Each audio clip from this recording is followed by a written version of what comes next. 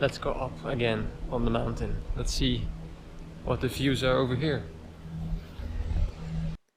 The cable car was originally built in 1959 and could take up to 400 people an hour at that time. But after many years it fell into disrepair, and especially after the war it was completely destroyed. The new one has been opened in 2018 and now takes up to 1200 people an hour for only 9 minutes of travel time. And it takes you to Trebevich mountain, where you can visit the nature, but most importantly the Olympic tracks. It's hard to imagine now, but this building was once part of the Olympics in 1984, the Winter Olympics of Sarajevo. It actually was a highly successful event for Yugoslavia and especially Bosnia. Because even though it was a communist country, they still turned profit because they accepted a lot of capitalist contracts. And their logic was that sport was above politics. I guess as usual, when money is involved, you forget your ideologies. In the end, I signed up to 450 foreign contracts, from TV rights to sponsoring, lotteries and even special post stamps.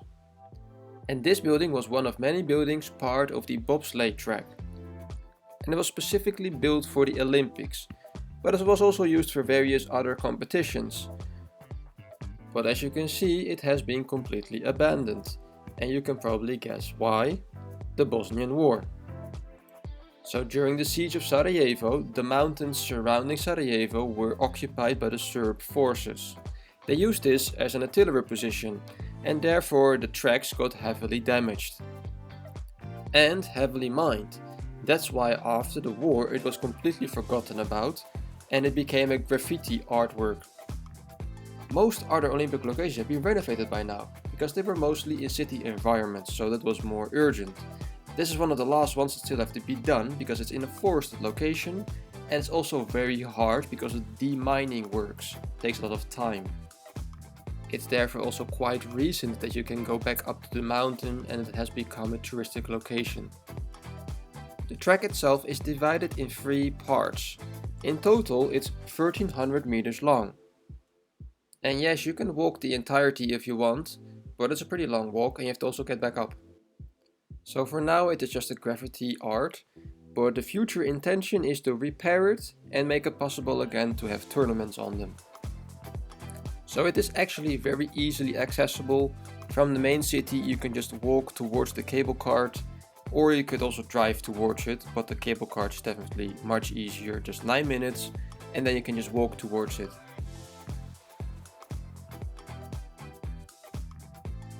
So this area is now very popular amongst the locals, because you can go hiking, climbing, mountain biking and even skiing if you want. The nature is surprisingly diverse, even though it's next to a big city. If you want to stay the night, you can stay in a hotel, a bungalow, but camping you should check the rules first, because of the landmines there are many regulations. So I'm hiking around here on the hills of Sarajevo, and it's very nice. It's very calm, of course. The weather is good. It's a bit windy, but it's very beautiful. Beautiful sights, beautiful views, and yeah, there are hiking trails you can take. They have a whole trail system, walking tours or biking tours. So you have options basically. They give you the time, they give you the difficulty, and everything like that. And the starting point is basically this hotel that was over there. So now I'm walking back and gonna prepare to go down again, because I want also to do other things. But it's a very nice place here, for sure. And now I'm hiking back over the hill, basically towards the cable cart. Interesting track, and hopefully there will also be a nice view, because there's also a viewing point somewhere. And there's a squirrel. It's a black squirrel.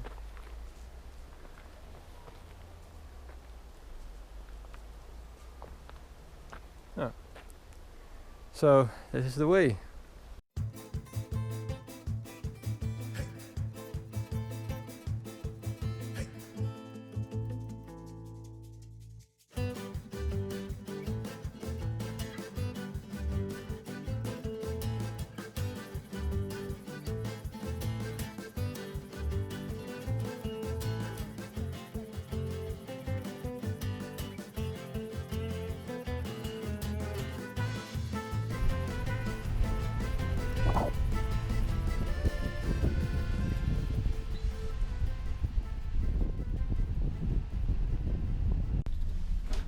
And we're going back down again. I'm alone this time inside. And this is the view as usual. It is still very stunning. And there's no wind, so you can hear me. But this is really a very good place to go. Luckily for me, this was just 2 minutes from my house, from where I was. And it is not so expensive. I think it was, how much did I pay? I think 10 marek, which is basically €5. That's nothing. I mean, you get up, you can get down at the same ticket. Really worth it. And if you look good, you see those white sort of areas. Those are just graveyards. That's just crazy. There you have one. Then there is one over there in the distance. It's just all graves, basically. Really, really bizarre. But you can see, you know, this is really in a valley. This whole city, all the way over there, and it's just surrounded by those hills, basically.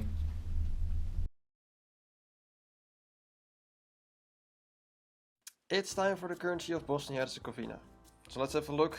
I only have one banknote this time, but let's start with that. So they use the mark. So this is 10 mark. But they use a bit more of the coins. So let's have a look at the coins. So here is 5 mark, which basically looks like a fat euro, with a dove on the back of it. Then 2 mark. Also kind of like a euro with another dove on it. I like doves. Then we have 1 mark, which has their emblem on the back of it. And from there on, we basically go to bronze-like coins. This is the 50 Feninga or something they call it, with the emblem and the outline of the country. Then the 20, which is the same principle but smaller. And we also have the 10, which is again same principle with the flag and with the outline of the country. So as of today, 1 mark is basically half a euro. So the difference is not big, but you can still get quite something for your euros. So that's the currency of Bosnia-Herzegovina. You can find cemeteries all over Sarajevo. Because of the recent war, people had to be buried in sometimes random locations, and this resulted in some new cemeteries. They look like Turkish or Ottoman cemeteries, and therefore every stone has its own symbolism explaining who the person was and what he did. Some examples of this are that jewelry and flowers were mostly for women, but the tulip had its own special place because it was seen as a holy flower. A dagger meant that somebody was murdered. Grapes meant that you were rich. A date tree means you are from aristocracy. And a wheel of fortune means that you have lived a life of bad luck. Men usually had headgear on the top of their stones, showing ranks or professions. So it's a very unique way of remembering somebody. Unfortunately, you cannot go to Sarajevo without visiting the war memorials or museums. This is one of them, very small, it is free, but it's very intense. The city was under siege for 3 years, and an estimate of 330 shells fell on the city every single day. And on the worst day, there were 3,500 shells. Around 14,000 people died, 14% of the entire Bosnian war. In the center of Sarajevo, you can visit the Genocide Museum. It is a heavy topic, but I highly recommend going here because you cannot understand Sarajevo or Bosnia-Herzegovina without learning about its dark past.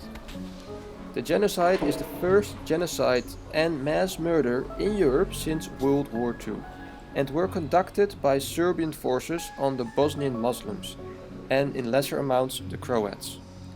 Most of the time the genocide is referring to Srebrenica, where 8,000 men and boys were killed by Ratko Mladic. So the big question is why?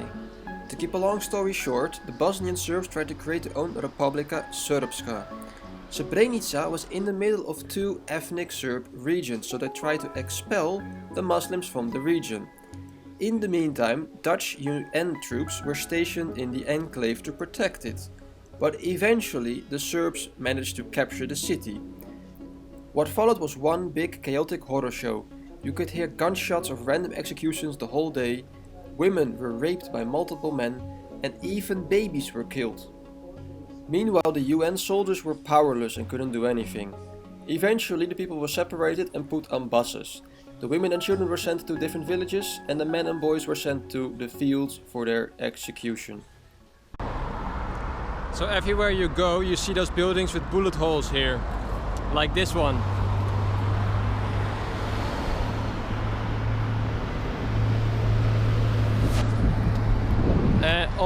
All over the place you find those buildings here. Yeah, I mean, you have to look for it a little bit, because many also have been repaired and it's not super obvious always. But if you just look around at the buildings always in the center also, and just look to the sides of buildings, you know, also above and everything, you will see it, you know, you will see small holes here and there. So it's still everywhere. This is a university campus, and this was heavily shelled during the siege, and as you can see, most of the buildings are still destroyed. But they have repaired some of them, and if you look at the buildings you can see circular spots that have a different color. Those are all the repaired places of bullet holes. At first glance, when you walk around Sarajevo, you don't notice that much. But when you start paying attention, you would see artillery damage next to the walls, bullet holes everywhere, and repair work everywhere. For example, this is in the old center. This is artillery damage, and it's only visible from a particular angle. And this is a public building, and you only notice this when you pay attention. This is one of the most infamous places in Sarajevo. This is Sniper Alley. It was a nickname for the main boulevard of Sarajevo that was full of snipers, because they could use the high buildings there for a great vantage point. During the entire siege, they would shoot at civilians every single day for no other reason than killing innocent people. People would run across the street just to get groceries or basic necessities for their everyday survival. UN vehicles were also used to hide the people behind it to cross the street. In the end, an estimated 1,000 people were wounded, 225 people killed, of which 60 were children. During my stay in Sarajevo, I wondered one thing: what is this building? Because I could see it everywhere I went, and it was the only building without lights in the night. And then one day I asked the waiter of a restaurant what the building was, and he told me that it was originally an Austro-Hungarian barracks, but during the siege of Sarajevo it was used by the Bosniak forces, so it was subsequently bombed by the Serbs, and therefore destroyed. And later it was neglected and forgotten about, and now it's just a ghost of the war. And after all of this, it doesn't matter how thick the layers of darkness were, because in the end, the beauty of Sarajevo will always shine through, just like here.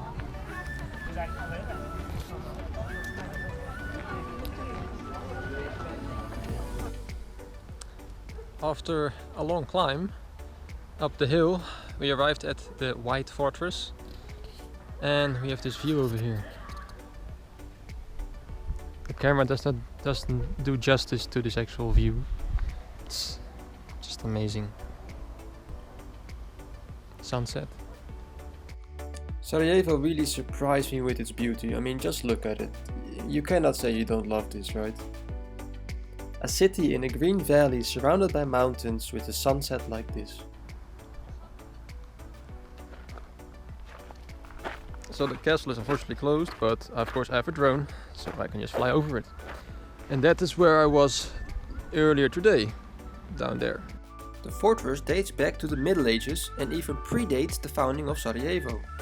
Unfortunately, the fort is severely neglected and also damaged, because people started stealing stones from it for their own houses.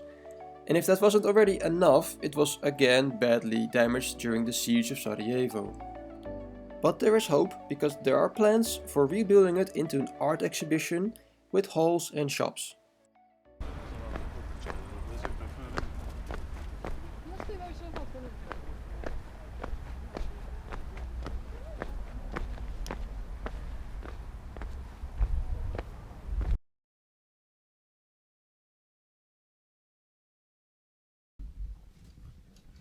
Hello there.